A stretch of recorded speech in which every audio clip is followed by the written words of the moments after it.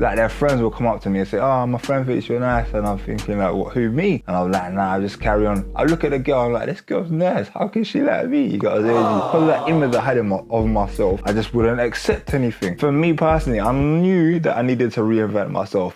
You just need to admit that you're wrong and go back to the drawing board. That's what it comes down to. Me personally, I had a difficult time actually doing that. I'm that person that just kept pushing and pushing and pushing and pushing.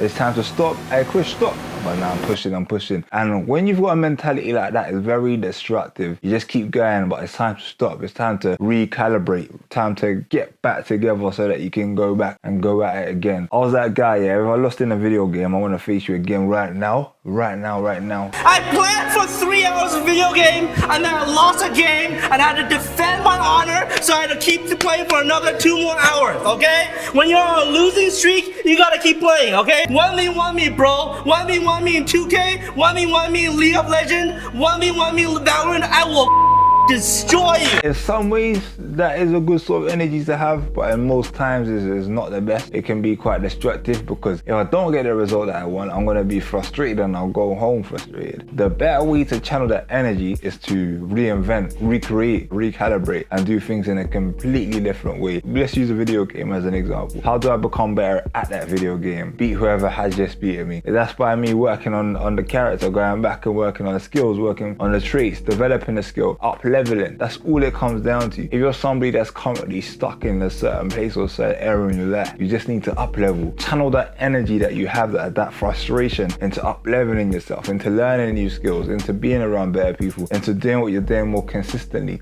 And once you get into that space, I'm telling you now, that's when the change begins to occur. But hey, let's get further into this.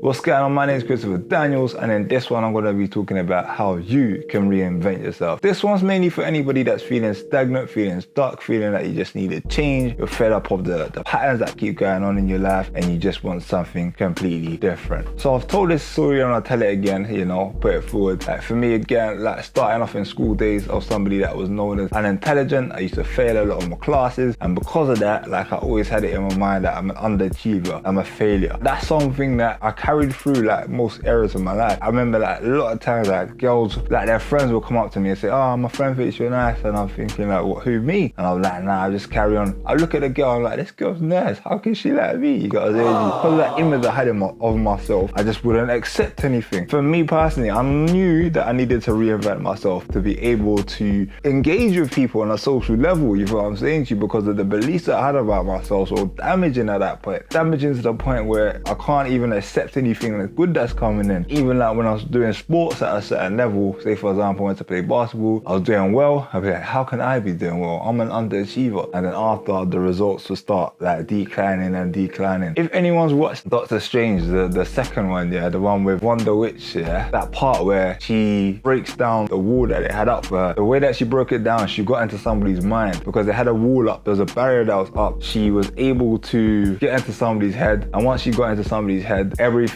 just deteriorated, you feel what I'm saying to you? I was that person. You could psychologically attack me so easily because the esteem was so low at that point. So I needed to recreate myself, I needed to rebrand, I needed to redevelop, you feel me? It was not an easy journey, but at the same time it's something I had to do and it's something that I had to embark on. If you're somebody that's looking to create change and do things completely different, first and foremost you need to know what is it that you want to look like, or what is it that you want to do, where is it that you want to move towards. Two things that I always say, like look at where you want to go and look at where you are currently, you know what I'm saying to you? So once you look at where you want to go, reverse engineer it. So when we're talking about reverse engineering, it's like, say for example, I was in that place where somebody said that they like me, I'm thinking, I don't believe. I want to be somebody that's confident, and once they say that they do, alright, cool, I can engage, you know, I can engage with you, I can speak to you. What's the version of myself like that is able to connect with that person after they said they like me? Like, how do I move? How do I maneuver? Do I dress a certain type of way? Do I walk a certain type of way? Like, who am I, you know? And I look at that person as like the higher version of me, like at that point in time. I want to connect and I want to reach that person. Once I get to that version, I know, alright, somebody says that to me, I'm like, yes, alright, cool, I believe that. I'm going to play basketball and I'm doing well. I'm like, yeah, I can sustain that because I'm this version, you feel what I'm saying to you? I'm not that old version. And it's about creating that switch and staying consistent with that. Also, again, like I say, you need to know where you are currently. Somebody says that and it can just get into my head and I just throw off my game completely. I'm throwing off my game completely.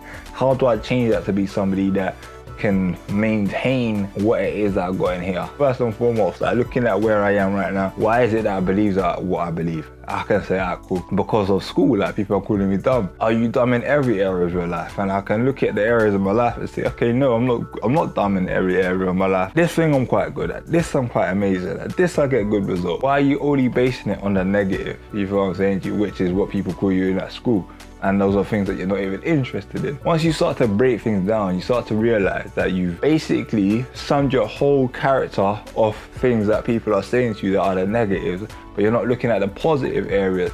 And once you begin to take those positive areas and you start to say, okay, I accept those too, and those are a part of me, you begin that rebranding or reinvention process. That's where it begins at a surface level. You've identified where you want to get to, and you identify where you are currently. Both the negatives and the positives, because a lot of the times we overlook our current positive traits and we just think about the negative ones. And once you begin to see the positive ones, we realize that we're at a higher level already than we thought. A lot of things will show that, you get me? So when you're starting at this reinvention process, you gotta recognize this. What's good about you? What do you like about yourself? What are things that you can change? Essentially, like, what does that higher version of yourself look like? And once you identified all of these things, the change can occur. You have to go through that process of, like, for me, like the girl saying, her friends say, I like this guy, to me being like, I'll just walk off. I look at them again, I see that they're nice, I'll just walk off. Going through that whole process of that to come into a place where I want to get to that person that's confident doing it, I have to go through that journey. And that journey looks like talking to them. It's like they say, your friend said you're nice. I say, okay, cool. Let me speak to or I'm gonna speak to, I think she's nice too, or whatever it is that I say in that point. It's going through those motions to get to a point where I'm comfortable. If I do want to speak to them, I want to find a comfortable way of doing it. I'm gonna have to go for a process to find something that's suitable. And in that process, I'm gonna make a lot of errors. And that's what it comes down to. Trial and error, trying things. Some things are gonna work for you, some things are not. But that process of reinvention, you're gonna get a lot of things wrong, you're gonna make a lot of mistakes, a lot of errors. But if you're not willing to go through that, then that change is not gonna come. You get what I'm saying? You're gonna make a lot of mistakes, and that's fine. That's okay, that's part of the process. I always say never avoid making mistakes when you're trying to find something new, trying to find something that works for you, because that's a part of the process. And again, if you're not willing to endure that, then you can forget about everything else. Forget about the results if you're not willing to go through the process. And again, that process involves making those errors. Smooth seas do not make skillful sailors. That's another one that always sticks with me. I heard that in a book by Russ. And that's one thing that I think is important.